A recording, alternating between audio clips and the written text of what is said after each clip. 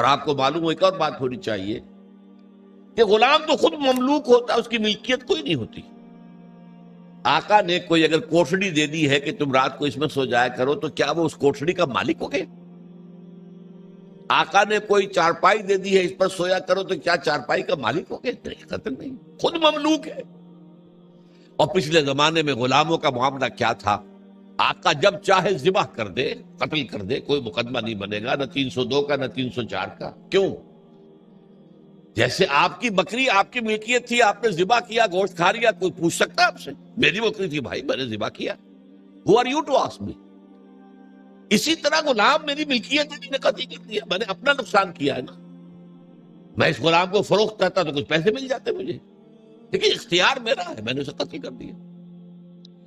اس معنی میں اللہ کا غلام بن جانا، اللہ کا بندہ بن جانا۔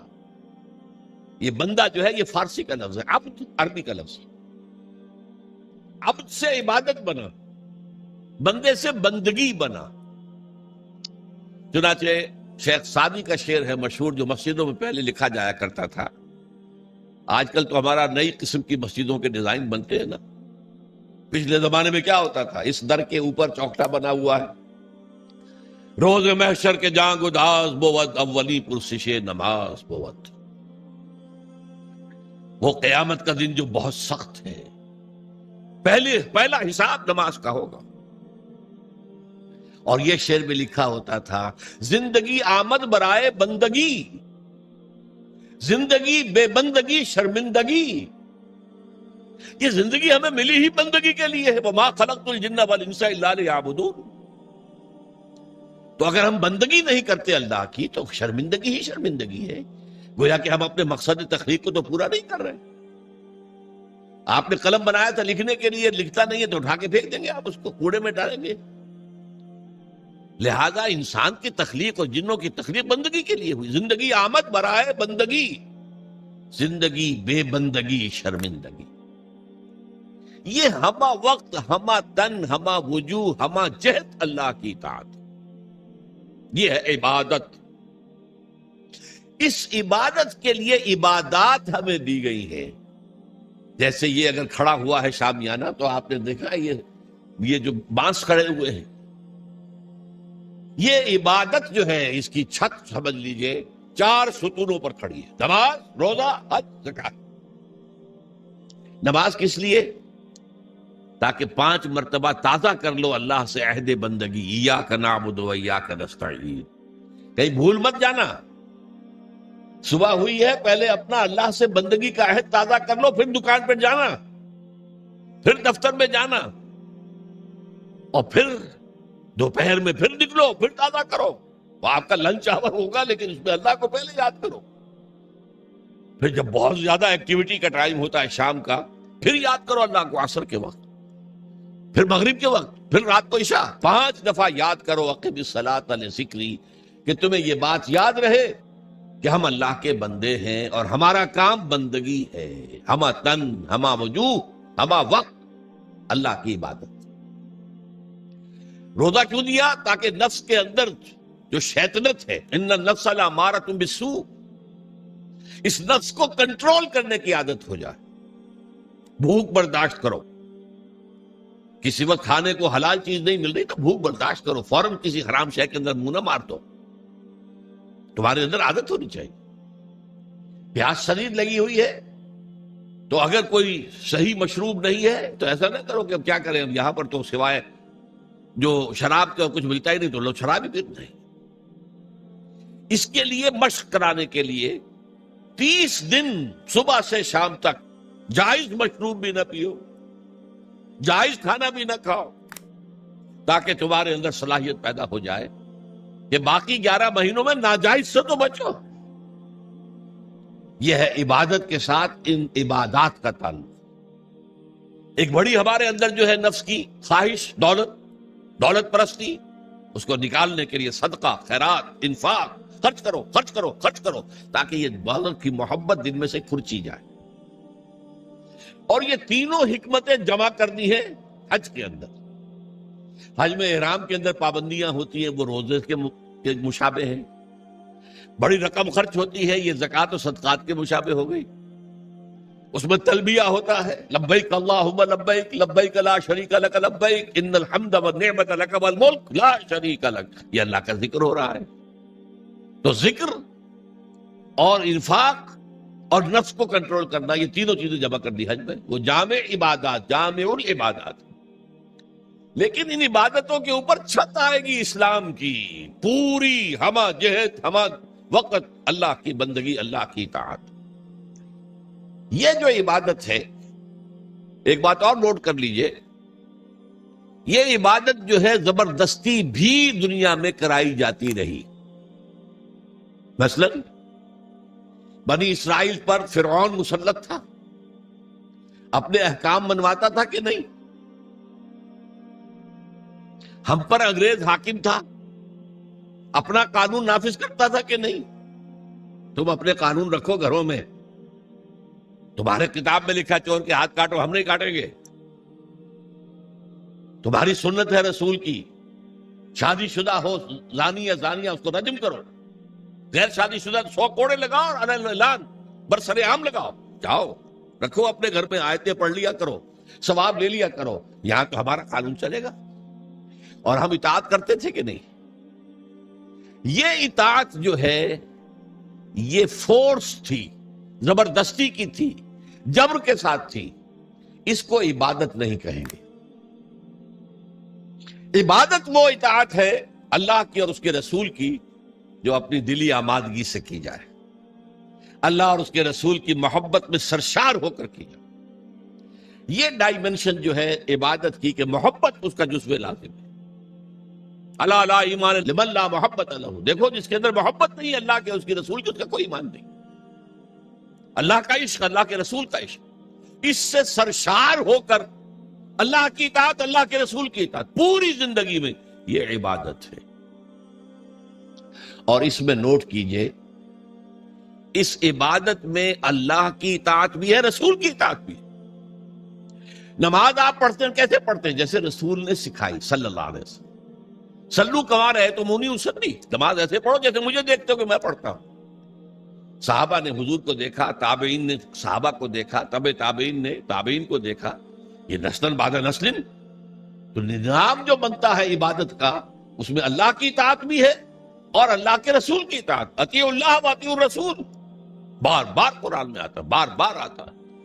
اور میں نے آپ کو بتایا کہ بہت سے رسولوں کی دعوت تو آئی ان اعبدوا اللہ ما لکم من الہ غیرہ، لیکن اسی کو دوسری جگہ پر بیان کیا گیا ان اعبدوا اللہ واطیعون، اللہ کی عبادت کرو، میری اطاعت کرو. تو ہمہ تن، ہمہ وقت، ہمہ وجوہ اللہ کی بندگی، اللہ کی اطاعت رسول کے طریقے پر، یہ ہے عبادت. اس کے لیے ہمیں پیدا کیا گیا. اب اس میں ابھی تک کی جو باتیں تھیں وہ تو ذرا میٹھی تھی، ذرا کڑوی بات بھی آ جائے. اگر جزوی اطاعت ہوگی تو وہ اللہ کے ہاں قبول نہیں ہے، وہ منہ پر دے ماری جاتی. آپ کہیں نماز کا حکم اللہ نے دیا ہے، یہ میں پڑھتا ہوں اور اسی طرح پڑھتا ہوں جیسے کہ حضور پڑھتے تھے. ٹھیک ہے بھائی، لیکن اللہ نے سود کو حرام کیا ہے. بھائی یہ تو مجبوری ہے میری، میں کیا کروں، اس کے بغیر تو کاروبار چلتا نہیں. یہ معاملہ اب بہت مخدوش ہو گیا. اللہ کے بعض احکام کو ماننا اور بعض کو پاؤں تلے رونگ دینا، اس پر جو غضب اللہ تعالیٰ کا، اس کو سمجھ لیجئے. سورہ بقرہ کی آیت نمبر 85، افتؤمنون ببعض الکتاب وتکفرون ببعض. کیا تم ہماری کتاب اور ہماری شریعت اور ہمارے قانون اور ہمارے احکام کے ایک حصے کو مانتے اور ایک دوسرے کو نہیں مانتے؟ فما جزاء من يفعل ذلك منکم، تو کوئی سزا نہیں ہے اس کی جو یہ طرز عمل اختیار کریں گے. اللہ کی اطاعت جزوی، یہ مانیں گے یہ نہیں مان سکتے، یہ کریں گے یہ نہیں کر سکتے. فما جزاء من يفعل ذلك منکم الا خزي في الحیاۃ الدنیا. اس کی سزا اس کے سوا کچھ نہیں کہ دنیا کی زندگی میں تو ذلیل اور خوار اور رسوا کر دیے جائیں. وَيَوْمَ الْقِيَامَةِ يُرَدُّونَ فِي أَشَدِّ الْعَذَابِ يُرَدُّونَ إِلَىٰ أَشَدِّ الْعَذَابِ، اور قیامت کے دن شدید ترین عذاب میں جھونک دیے جائیں. دیکھیے یہ میرا قول نہیں، میں تو اللہ کی بات بتا رہا ہوں. پہلا حصہ آج پوری دنیا میں ہمیں نظر آ رہا ہے، ہم ذلیل و خوار ہیں۔ شاعر کہتے رہے ہیں آج کیوں ذلیل کے کل تک نہ تھی پسند، گستاخی فرشتہ ہماری جناب میں۔ دنیا میں ہر مسلمان جو ہے، ہر انسان چوتھا یا پانچواں انسان مسلمان ہے۔ 1/4 آف ورلڈ پاپولیشن اور 1/5 ایٹ لیسٹ، لیکن مسلمانوں کے لیے عزت کہیں نہیں، ذلت۔ دنیا کے معاملات میں ہم سے کوئی رائے نہیں دیتا۔ کسنوی پرسد کے بھیا کشتی، تم کون ہو؟ اب G7 بیٹھیں گے، فیصلہ کریں گے، G8 ہوں گے، G9 ہوں گے، G13 ہوں گے، G15 ہوں گے، یا یہ کہ سیکیورٹی کونسل ہوگی UNO کی، وہ فیصلہ کریں گے، تم کون ہو؟ کوئی مسلمان ملک نہ 3 میں، نہ 13 میں، نہ G7 میں، نہ G15 میں، کوئی بھی نہیں۔ ہماری پالیسیاں کوئی اور بناتے ہیں۔ ہمارے پاس تو کوئی کنڈولیسا رائس آ جاتی ہے، یا اس سے پہلے کوئی اور آ جاتا تھا، اور آ کر حکم دے کے چلے جاتے ہیں یہ کرو، اور کرتے ہیں، دونوں ہاتھ جوڑ کر کرتے ہیں۔ یہ صورتحال کیوں ہے؟ یہ ذلت اور یہ رسوائی۔ اور ایک بات پر توجہ کیجئے، آج دنیا میں اس پورے گلوب میں جہاں بھی خون بہتا ہے مسلمان کا بہتا ہے۔ 50 برس سے کشمیر میں اور فلسطین میں کس کا خون بہ رہا ہے؟ بوسنیا میں کس کا بہا؟ کوسوو میں کس کا بہا؟ مقدونیہ میں کس کا بہا؟ چچنیا میں کس کا خون بہ رہا ہے؟ فلپائنز میں کس کا خون بہ رہا ہے؟ تھائی لینڈ میں اب شروع ہو گیا ہے۔ ایک صوبے میں مسلمان اکثریت میں ہیں، وہ چاہتے ہیں کہ ہمیں علیحدہ ملک دیا جائے، ان کے اوپر گولیاں برس رہی ہیں، مارا جا رہا ہے۔ اس سے پہلے صومالیہ میں کس کا خون بہا تھا؟ نوٹ کر لیجئے، آج اس پورے ارضی پر خون جہاں بہ رہا ہے وہ مسلمان کا۔ افغانستان میں لاکھوں مار دیے، اور آپ کو معلوم ہے کہ عراق کے اندر کتنے لاکھ مار دیے گئے، کچھ اندازہ ہی نہیں، اور ابھی تک معاملہ چل رہا ہے۔ یہ ذلت و رسوائی کیوں ہے؟ کہ ہم اپنی پوری زندگی میں اللہ کی بندگی نہیں کر رہے، لہذا اللہ نے کہا ذلت، رسوائی، ضربت علیہم الذلۃ والمسکنہ۔ اب ذلت اس دنیا میں، تذلل اور ذلت، یہ تمہارا مقدر ہے، یہ سزا ہے اللہ کی۔ بش کا باپ کچھ نہیں کر سکتا، شیرون کا باپ کچھ نہیں کر سکتا جب تک کہ اذن رب نہ ہو، پتہ نہیں ہل سکتا جب تک کہ اذن رب نہ ہو۔ کیوں ہو رہا ہے یہ اللہ کی سزا ہے۔ فما جزاء من یفعل ذلک منکم الا خزی فی الحیاۃ الدنیا ویوم القیامۃ یردون الی اشد العذاب۔ جو لوگ بھی یہ روش اختیار کریں کہ دین کا ایک حصہ قبول سر آنکھوں پر اور ایک حصہ پاؤں تلے، ان کی سزا اس کے سوا کچھ نہیں کہ دنیا کی زندگی میں ذلیل و خوار کر دیے جائے، اور آخرت کی زندگی میں قیامت کے دن شدید ترین عذاب میں جھونک دیے جائے۔ یہ طرز عمل اللہ کو کافروں کے مقابلے میں، اگر مسلمان یہ طرز عمل کریں گے تو کافروں سے بدتر ہیں اللہ کی نگاہ۔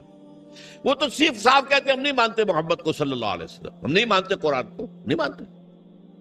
آپ کہتے ہیں ہم مانتے ہیں، اور پھر اللہ کے احکام پر عمل نہیں کرتے۔ یہ چیز وہ ہے جو اللہ تعالیٰ کو کفر کے مقابلے میں زیادہ ناپسندیدہ۔ یہی وجہ ہے قرآن میں کہا گیا منافقت جسے ہم کہتے ہیں، ان المنافقین فی الدرک الاسفل من النار، منافقین جو ہیں جہنم کے سب سے نچلے طبقے میں ہوں گے، کافروں سے بدتر ہوں گے، کافروں کے نیچے ہوں گے۔ کیوں کہتے وہ ہیں کہ ہم ایمان رکھتے ہیں اللہ پر، ہم ایمان رکھتے ہیں اللہ کے رسول پر، ہمیں عشق ہے اللہ کے رسول سے۔ دیکھو ہم نعتیں پڑھتے ہیں، دیکھو ہم حج کے لیے جاتے ہیں، دیکھو ہم عمرے کرتے ہیں، دیکھو رمضان میں کتنی چہل پہل ہمارے یہاں ہو جاتی افطاری کے وقت، دیکھو مسجدیں بھری ہوتی ہیں تراویح میں، لیکن بھائی وہ اسلام کا قانون کہیں نافذ ہے؟ کہیں اسلامی احکام کی تنفیذ ہے؟ تمہاری یہ ادھوری اور جزوی عبادت اللہ کو قبول نہیں ہے۔ اللہ جو ہے بہت غیور ہے، جسے آپ کہتے ہیں نا پیکج ڈیل۔ پیکج ڈیل کیا ہوتا ہے؟ ٹیک اٹ اور لیو اٹ، ہمیں تمہاری کوئی ضرورت نہیں ہے، اللہ تو غنی ہے عن العالمین، ہمارا دین لینا ہے پورا لو ورنہ دفع ہوگا۔ یا ایھا الذین آمنوا ادخلوا فی السلم کافہ، اہل ایمان اسلام میں داخل ہو پورے کے پورے، سموچے۔ جزوی اسلام اسلام نہیں ہے، جزوی عبادت عبادت نہیں ہے، جزوی بندگی بندگی نہیں ہے، بلکہ ڈٹائی ہے، ڈٹائی اللہ کے ساتھ مذاق ہے۔ قرآن مجید میں آیا ہے نا کہ یہ لوگ جو ہیں یخادعون اللہ والذین آمنوا وما یخدعون الا انفسهم، یہ دھوکہ دینا چاہتے ہیں اللہ کو اور اہل ایمان کو، حالانکہ دھوکے اپنے آپ کو ڈالا۔ تو پہلی بات بڑی سخت ہو گئی، اسی لیے اقبال کہتا ہے چمی گویم مسلمانم بلرزم کہ دانم مشکلات لا الارا، میں جب کہتا ہوں میں مسلمان ہوں تو مجھ پر لرزہ طاری ہوتا ہے، اس لیے کہ مجھے معلوم ہے لا الہ الا اللہ کہہ دینا آسان ہے، اس پر پورا اترنا بہت مشکل۔ اللہ کی ہمہ تن، ہمہ وقت، ہمہ وجوہ، ہمہ جہت اطاعت، رسول کی اطاعت کے ذریعے سے، یہ عبادت ہے جس کے لیے کہ ہمیں پیدا کیا گیا۔ اب صورتحال اس وقت کیا ہے؟ ظاہر بات ہے کہ میں اور آپ یہاں پر اللہ کا شریعت نافذ ایک دم تو نہیں کر سکتے، لیکن ہماری عبادت جو ہے وہ تو ادھوری ہو گئی۔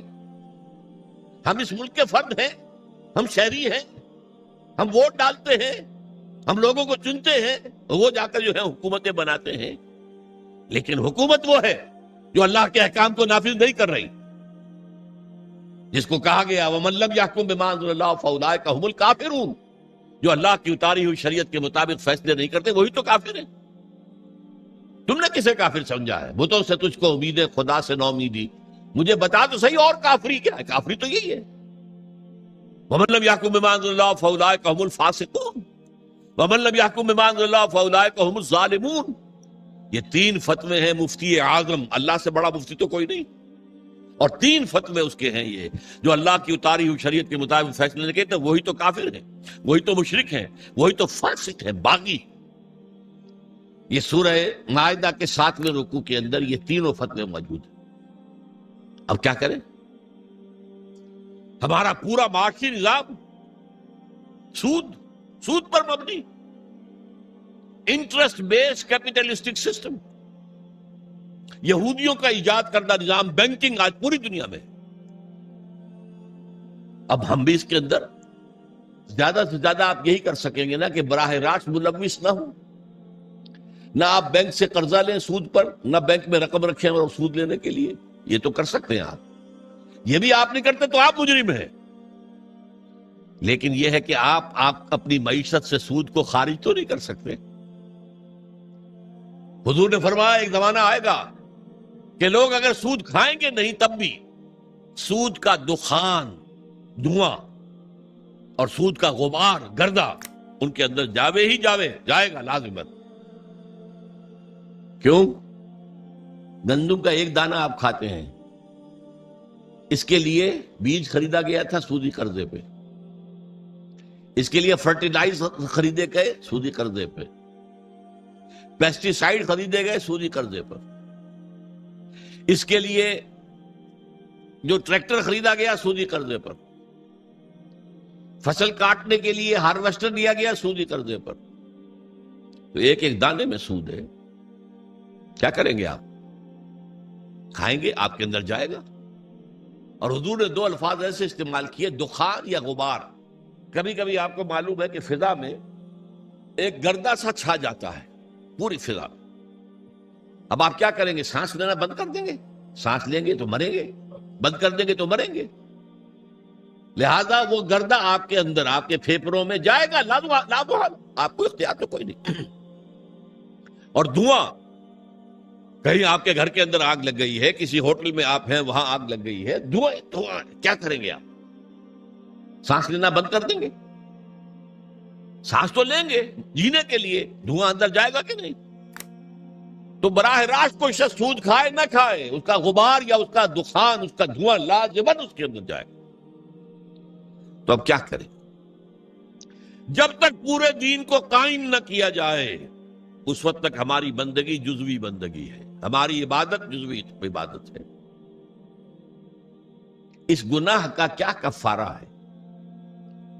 دیکھیے پچھلے زمانے میں، آج کل تو کنویں ہیں نہیں، کنویں میں کوئی بلی گر گئی، کوئی کتا گر گیا، اب اس کی لاش نکالتے تھے، اور ساتھ ہی کتنے ڈول پانی نکالیں گے تو اب یہ پاک ہوگا؟ کہ نہیں؟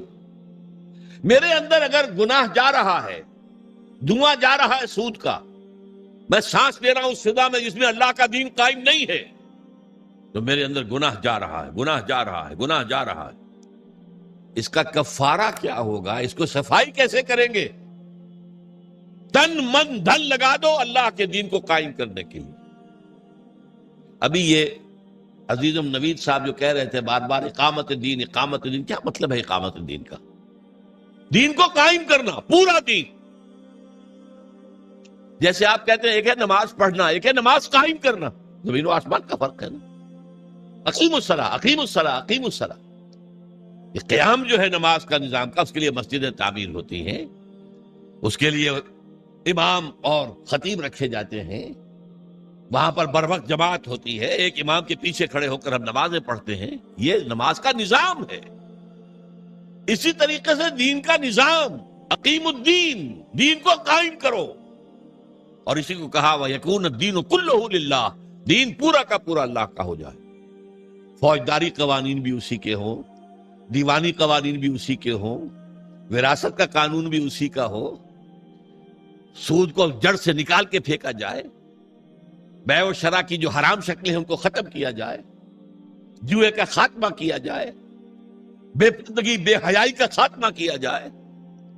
یہ سارا کام اگر آپ کریں تو اس میں جو تن لگے گا، جو من لگے گا، جو آپ کا دھن لگے گا، جو آپ کا وقت لگے گا، یہ کفارہ ہے کہ جزوی بندگی کی وجہ سے جو گناہ ہو رہا ہے اس کا کفارہ ہو جائے۔ اگر آپ یہ نہیں کرتے تو اس کا مطلب یہ کہ آپ بھی اسی نظام کے حامی ہیں۔ وہ دیکھیے جو کہا تھا نا بش نے یا اس کے سیکریٹری پاول نے 11 ستمبر 2001 کو، آر یو ود اس اور اگینسٹ اس؟ یاد ہے؟ اور ہمارا کمانڈو صدر، اور وہ پتاشے کی طرح بیٹھ گیا تھا آپ کے ساتھ۔ جی اللہ بھی یہ کہتا ہے تم میرے ساتھ ہو یا میرے خلاف ہو، نو گرے ایریا ان بٹوین، یا میرے ساتھ ہو، میرے وفادار ہو۔ تو جتنے دین پر عمل کر سکتے ہو اتنے پر تو کرو نا۔ نمبر 1، آخر سود سے غبار سے نہیں بچ سکتے، براہ راست تو سود سے بچو۔ نہ سود پہ رقم رکھ کر کھاؤ اور نہ سود پر رقم لے کر اپنا کاروبار بڑھاؤ، اپنی بلڈنگیں جو ہے اور اونچی کرو، نہیں یہ تو کر سکتے ہو نا۔ پردہ تو اپنے گھر میں راج کر سکتے ہو کہ نہیں؟ اللہ کا شکر ہے ابھی پاکستان میں تو کوئی ایسا ڈکٹیٹر نہیں آیا۔ اگر کوئی زیادہ وقت مل گیا ہماری شامت اعمال سے اس شخص پرویز مشرف کو تو شاید وہ وقت بھی آ جائے کہ پردے پر پابندی کر دی جائے، کوئی عورت برقع نہیں پہنے۔ ہو چکا ہے دنیا میں، محسن ممالک میں ہوا۔ مصطفیٰ کمال پاشا جو آئیڈیل ہے اس کا، اس نے یہی تو کیا تھا، پردہ ختم، انگریزی لباس پہننا لازم، عربی میں نہیں اذان دے سکتے ہو نہ نماز پڑھ سکتے ہو، ترکی زبان میں نماز پڑھو، ترکی زبان میں اذان۔ یہ سارا کمال عطا ترک نے کیا تھا، اور اس نے آتے ہی کہا تھا کہ میرا آئیڈیل وہ ہے۔ یہ تو اللہ کو معلوم ہے کل کیا ہونا ہے۔ بڑے بڑے جبار اور بڑے بڑے طاقتور لوگ آئے ہیں، اور آج نسیم منسیاں ہے۔ کہاں گیا وہ فیلڈ مارشل ایوب خان؟ کہاں گیا وہ یحییٰ خان؟ کہاں گیا بھٹو؟ کہاں گیا ضیاء الحق؟ تو بڑے بڑے تنتنے والے، بڑے بڑے دبدبے والے لوگ آئے ہیں، وہ سب نسیم منسیہ ہو گئے۔ تو میں نہیں کہہ سکتا کہ اس کے لیے ابھی کتنے دن ہیں۔ اللہ تعالیٰ کی طرف سے اگر مہلت اسے ملے گی تو ہماری شامت اعمال کی وجہ سے ملے گی۔ اس لیے کہ حضور نے فرمایا ہے، کس قدر پیاری حدیثیں یاد آ گئی، اعمالکم اعمالکم، تمہارے اپنے عمل تم پر حاکم ہو جاتے ہیں۔ تم خود بے ایمانی کرتے ہو تو بے ایمانی تمہارے حاکم ہوں گے۔ تم خود سودی لین دین میں ملوث ہو تو سود کا نظام ہی تمہارے اوپر رہے گا۔ اعمالکم اعمالکم۔ اور ایک اور حدیث میں آیا ہے، کما تکونون کذالک یؤمر علیکم، جیسے تم خود ہوگے ویسے ہی تمہارے حکمران جو ہے وہ حاکم بنا دیے جائیں۔ اسی لیے جو نوید صاحب کہہ رہے تھے، پہلے اپنے آپ کو بدلو۔ ان اللہ لا یغیر ما بقوم حتی یغیروا ما بانفسہم، خدا نے آج تک اس قوم کی حالت نہیں بدلی، نہ ہو جس کو خیال آپ اپنی حالت کے بدلنے کا۔ اس کے لیے کیا طریقہ کار ہوگا وہ میں بعد میں عرض کروں گا۔ ابھی میں نے 2 نقطے بتائے۔ لا الہ الا اللہ کا تقاضا کیا ہے؟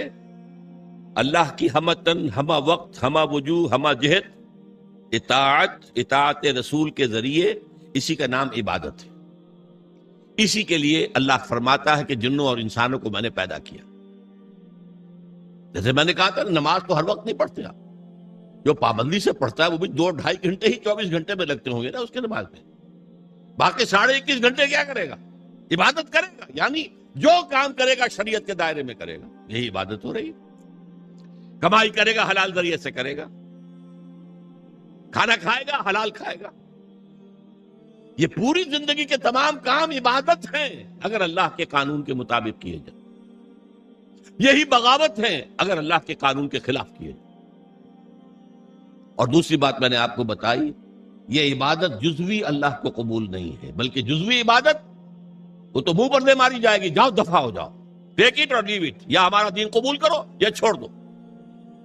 اس کا جزوی معاملہ نہیں ہو سکتا۔ 50% مانتے ہیں یا 30% یا 33%، چلو 33% پہ پاس ہو جاتے ہیں نا بچے، ہمیں بھی 33% پہ پاس کر دو۔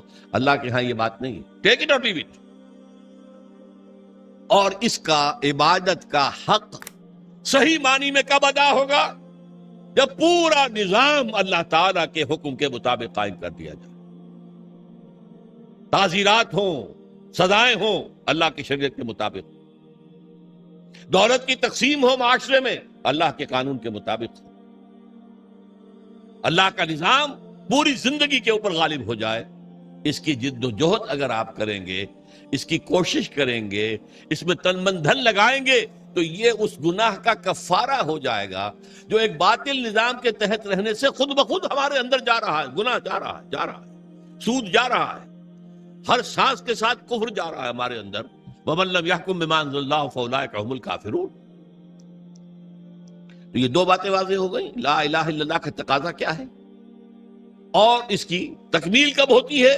جبکہ پورا نظام زندگی اللہ کے قانون کے مطابق قائم ہو۔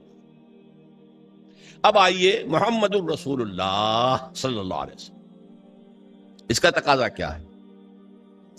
دیکھیے پہلی تو بات ہے اطاعت، رسول کی بھی اطاعت ہوگی، اطیعوا اللہ و اطیعوا الرسول، اطاعت کرو اللہ کی، اللہ کے رسول کی، لیکن اس کو میں نے شامل کر دیا عبادت کے اندر۔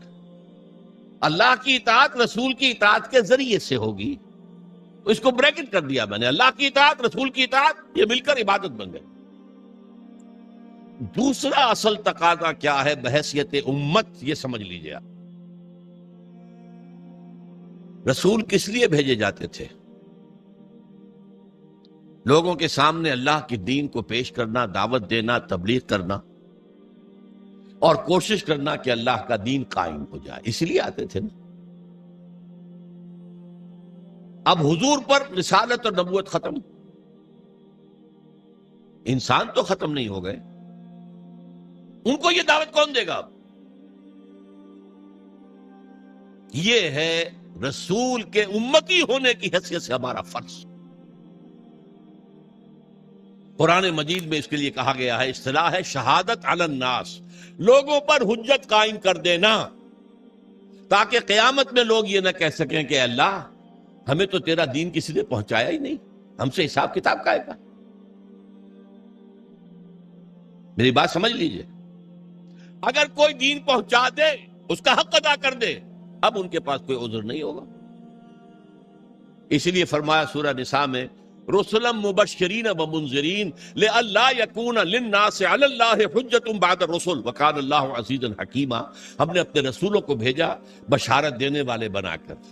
اللہ کی عبادت کرو گے تو بشارت ہے، راح و ریحان و جنت نعیم، اللہ تعالیٰ تمہیں اپنی جنتوں میں داخل کرے گا۔ اللہ کی عبادت سے سرکشی کرو گے تو پھر جہنم ہے، وماواہ جہنم وساءت مصیرا، اس کا ٹھکانہ جہنم ہے۔ تو وہ بشیر بھی تھے، نذیر بھی تھے، لیکن حاصل کیا تھا؟ لِأَلَّا يَكُونَ لِلنَّاسِ عَلَى اللَّهِ حُجَّةٌ بَعْدَ الرُّسُلِ، رسولوں کے آنے کے بعد لوگوں کے پاس کوئی عذر باقی نہ رہ جائے۔ اللہ ہمیں معلوم نہیں تھا، نہیں، ہر امت کے خلاف اس کا رسول کھڑا ہو کر گواہی دے گا پہلے قیامت کے دن۔ جسے آپ کہتے ہیں سرکاری گواہ، پروزیکیوشن وٹنس. اے اللہ تیرا جس پیغام آیا تھا میرے پاس میں نے انہیں پہنچا دیا تھا، اب اگر انہوں نے عمل نہیں کیا تو یہ ذمہ دار ہے. They can't plead ignorance. یہ نہیں کہہ سکتے ہمیں تو بتایا ہی نہیں گیا، میں نے بتا دیا تھا. یہ ہے ان کے خلاف شہادت بڑھے گی کہ اب یہ ذمہ دار ہے. بہت سادہ سی بات آپ کو سمجھا دوں مثال سے. آپ اپنے کسی عزیز کو کوئی پیغام بھیجتے ہیں، کل شام تک یہ کام میرا ضرور کر دینا کر دینا کر دینا کر دینا ورنہ مجھے بہت نقصان ہو جائے گا.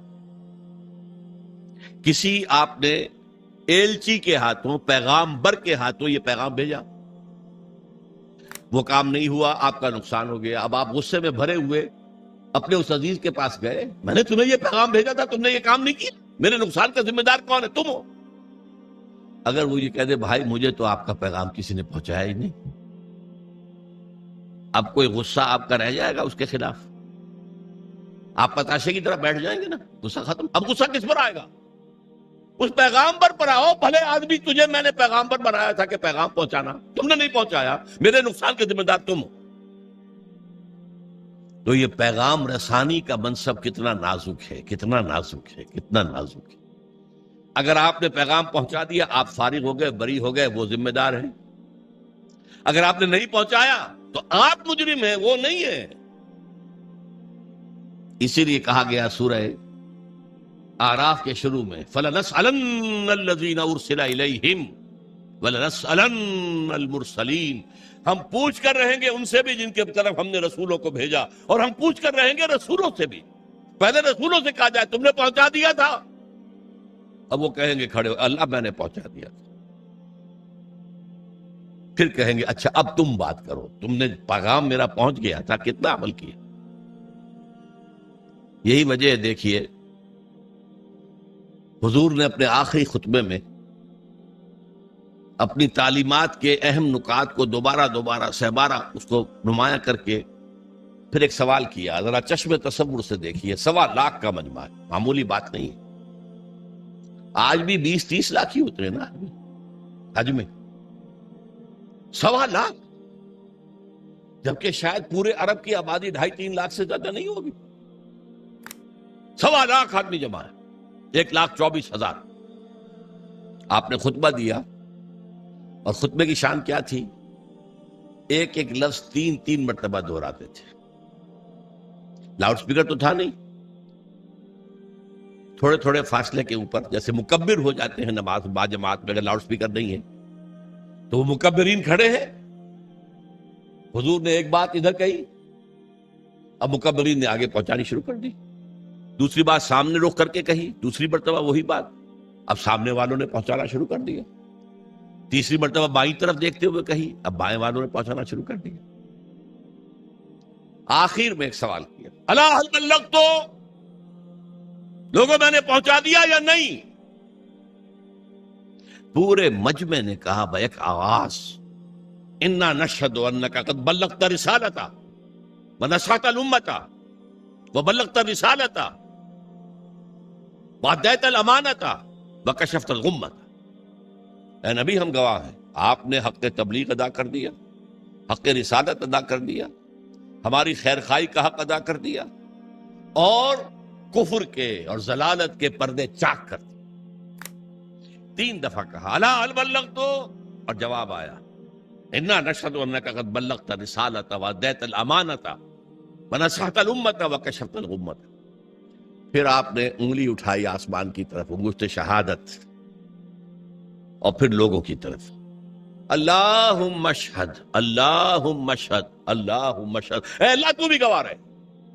وہ بوجھ جو میرے کندھے پر آیا تھا، جس کے لیے سورہ مزمل میں کیا کہا گیا تھا، انا سنلقی علیک قولا ثقیلا، اے نبی بڑی بھاری بات آپ پر ڈالنے والے ہیں.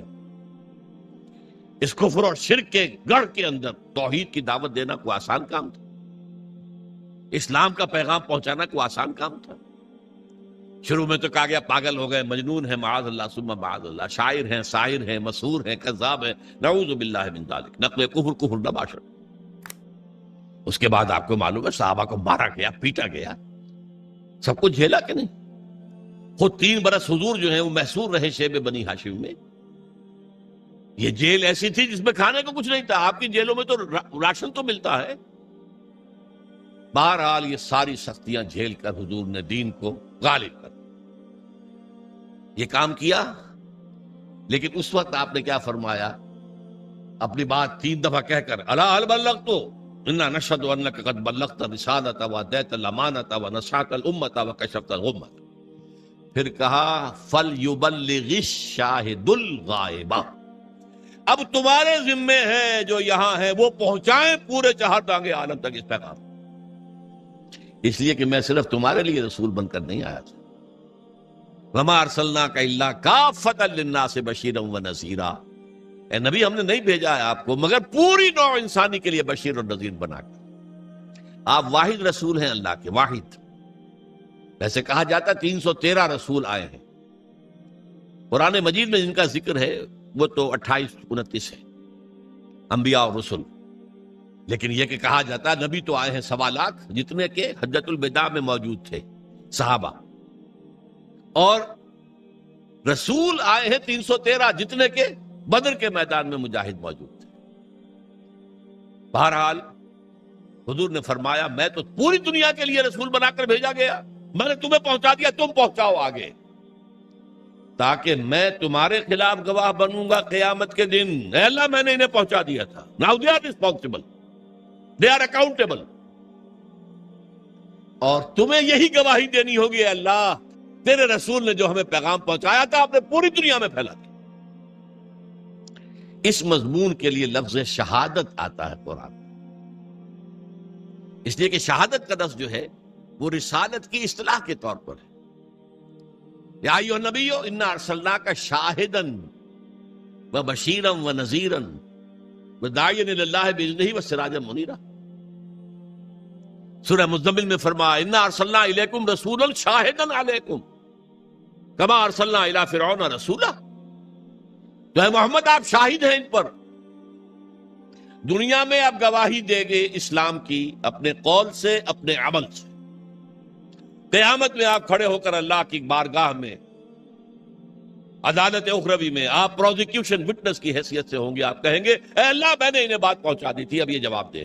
دے are responsible, they are accountable. یہ فرض ہے امتی ہونے کی حیثیت سے جو ہم پر عائد ہوتی. دیکھیے میں نے یہاں لفظ سنت کا استعمال نہیں کیا. عام طور پر سنت کو ہم سمجھتے ہیں عبادات کے ضمن میں، وضو میں سنتیں کتنی ہیں، فرض کتنے ہیں، اور ہر رکعت میں فرائض کیا کیا ہیں وغیرہ وغیرہ. اصل میں اتباع ہے وہ لفظ جس کے بارے میں قرآن میں فرمایا گیا کہ قل ان کنتم تحبون اللہ فاتبعونی یحببکم اللہ. اے نبی ان سے کہہ دیجئے اگر تم اللہ سے محبت کرتے ہو تو میرا اتباع کرو، اللہ تم سے محبت کرے گا. یہ اتباع کسے کہتے ہیں؟ پیروی کرنا، پیچھے پیچھے چلنا. اتباع میں وہ شے بھی آ جائے گی جس کا حکم دیا، اور وہ شے بھی جس کا حکم نہیں دیا لیکن آپ نے کیا. اتباع محبت کے جذبے سے سرشار ہو کر، اللہ اور اس کے رسول کی محبت سے سرشار ہو کر، ہمہ وقت، ہمہ تن، ہمہ وجوہ، ہمہ جہت اطاعت اللہ کے اور اس کے رسول کی. یہ عبادت ہے، یہ لا الہ الا اللہ کا تقاضا ہے. اور اللہ کے رسول پر ایمان لانے کا تقاضا کیا ہے؟ جس طرح حضور نے 23 برس، غور کیجئے، جب آپ کے پاس وحی شروع ہو گئی اور آپ حکم آ گیا یا ایھا المدثر قم فانذر وربک فکبر، اے لحاف میں لپٹ کر لیٹنے والے صلی اللہ علیہ وسلم اب کھڑے ہو جاؤ، کمر کس لو، لوگوں کو خبردار کرو کہ اللہ کے حضور میں حاضر ہونا پڑے گا، بات جواب دہی کرنی پڑے گی، اور اپنے رب کی کبریائی کا اعلان کرو. اللہ اکبر، اللہ سب سے بڑا ہے، اللہ کی بات سب سے اونچی ہونی چاہیے. لتکون کلمۃ اللہ ہی العلیٰ. یہ جو ہے کام حضور نے 40 برس کی عمر میں وحی کا آغاز ہوا نا. کبھی آپ نے سوچا اس کے بعد آپ نے کوئی معاش کا کام کیا؟ تاجر تھے آپ، بہت اچھے تاجر تھے، بہت کامیاب تاجر تھے، ایکسپورٹ امپورٹ کا بزنس تھا، آپ قافلے لے کر جاتے تھے شام اور واپس آتے تھے، اور اسی تجارت میں آپ کا اخلاق، آپ کا کردار، آپ کی صداقت، آپ کی امانت ایسی ظاہر ہوئی کہ عرب کی متمول ترین خاتون حضرت خدیجہ الکبریٰ رضی اللہ تعالی عنہا نے خواہش ظاہر کی شادی کی۔ لیکن جب آپ پر وحی آ گئی، اس کے بعد 23 برس کوئی اور کام کیا سوائے دین کی تبلیغ اور دین کو قائم کرنے کی جدوجہد۔ تبلیغ کے لیے تو فرمایا یا ایھا الرسول بلغ ما انزل الیک من ربک وان لم تفعل فما بلغت رسالتہ، اے رسول صلی اللہ علیہ وسلم پہنچا دو جو کچھ بھی نازل ہوا ہے تم پر تمہارے رب کی طرف سے، اگر نہیں کرو گے تو رسالت کا حق ادا نہیں ہوگا۔ یہی وجہ ہے کہ وہ آیتیں بھی حضور نے ہمیں سنا دی جن میں حضور پر گرفت کی گئی تھی۔ یا ایھا النبی لما تحرم ما احل اللہ لک، اے نبی کیوں حرام ٹھہراتے ہو اپنے اوپر جو اللہ نے تم پر حرام کیا؟ ہو سکتا تھا حضور چھپا لیتے کہ میری یہ پکڑ جو اللہ نے کی ہے، کیوں مسلمان ہمیشہ اس کو پڑھتے رہے؟ پکڑ آئی تھی کہ نہیں؟ اللہ جاءہ الأعمى، ماتھے پر تیوری ڈالی، منہ موڑ لیا کہ ایک اندھا نابینا آیا تھا آپ کے پاس۔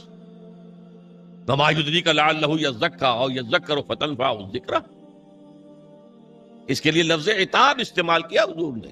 عبداللہ ابن ام مکتوم کی شان میں یہ آیات نازل ہوئی ہیں۔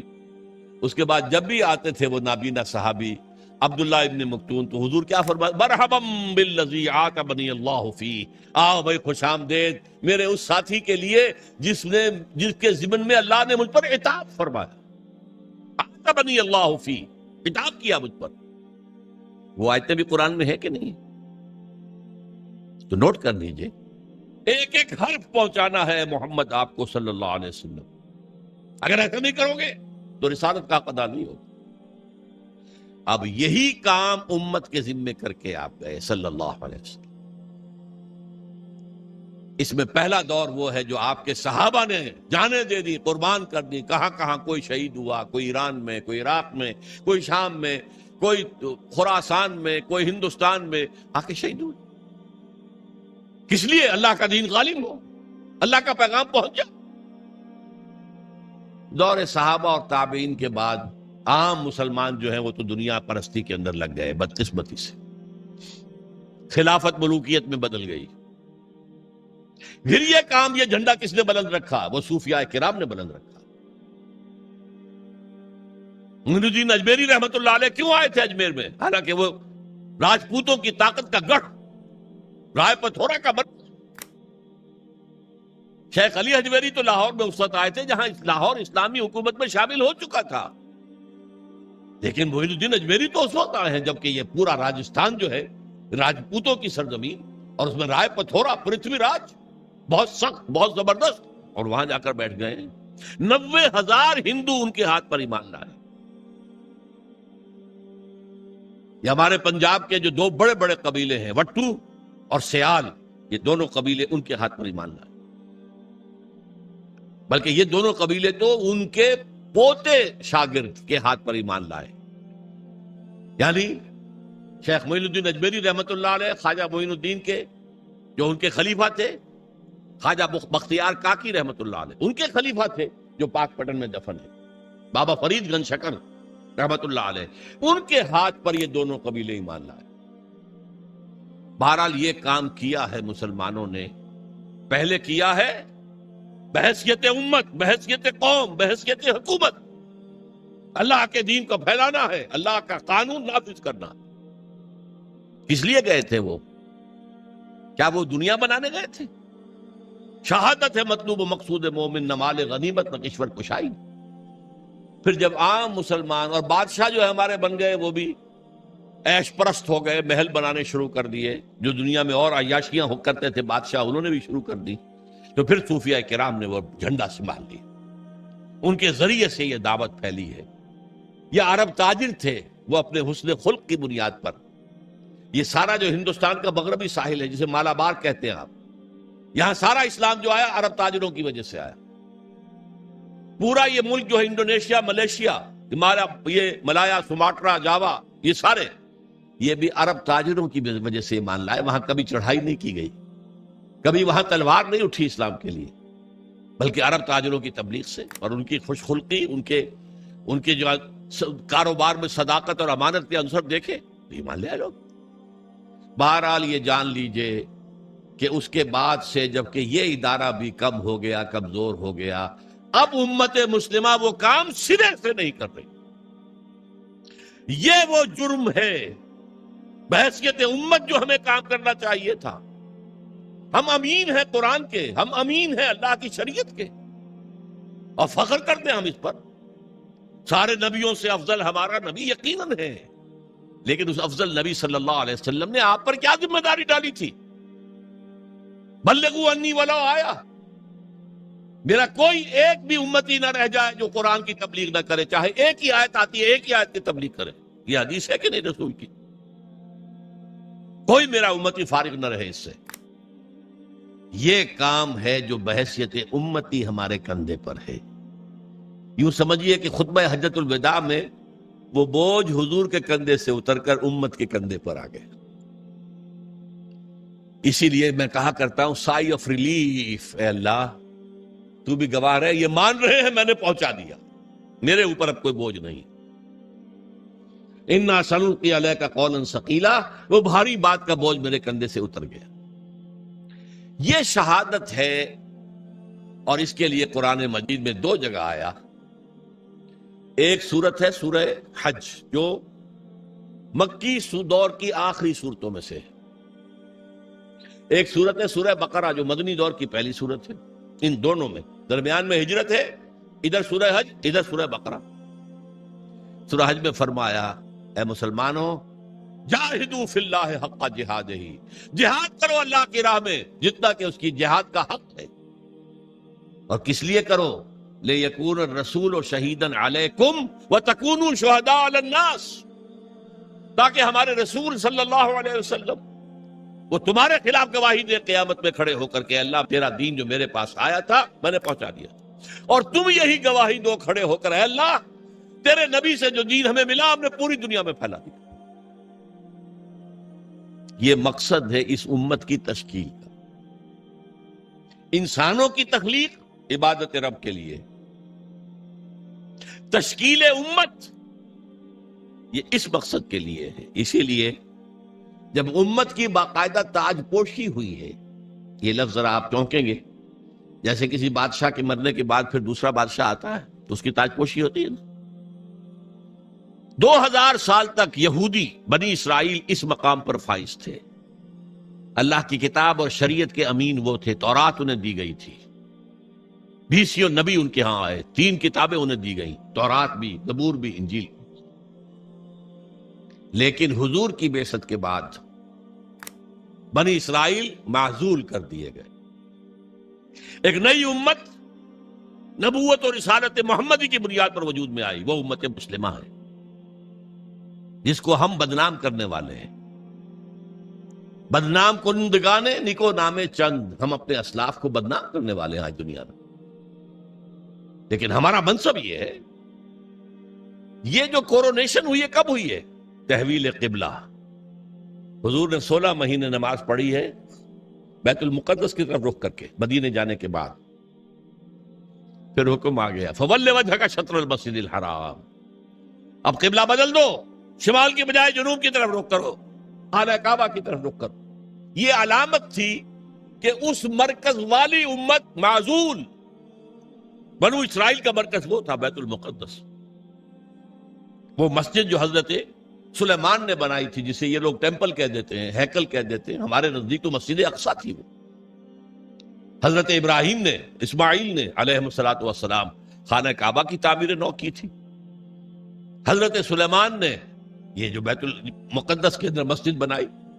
بہرحال وہ مرکز ختم، وہ امت معزول، اب خانہ کعبہ کے گرد اور نبوت اور رسالت محمدی کی اساس پر نئی امت، امت مسلم، اور اس کے لیے فرمایا وَكَذَلِكَ جَعَلْنَاكُمْ أُمَّةً وَسَطًا لِتَكُونُوا شُهَدَاءَ عَلَى النَّاسِ وَيَكُونَ الرَّسُولُ عَلَيْكُمْ شَهِيدًا، وہی بات جو وہاں کہی گئی لِيَكُونَ الرَّسُولُ شَهِيدًا عَلَيْكُمْ وَتَكُونُوا شُهَدَاءَ عَلَى النَّاسِ، رسول کا ذکر پہلے، امت کا بعد، اور یہاں امت کا پہلے كَذَلِكَ جَعَلْنَاكُمْ أُمَّةً وَسَطًا لِتَكُونُوا شُهَدَاءَ عَلَى النَّاسِ وَيَكُونَ الرَّسُولُ عَلَيْكُمْ شَهِيدًا۔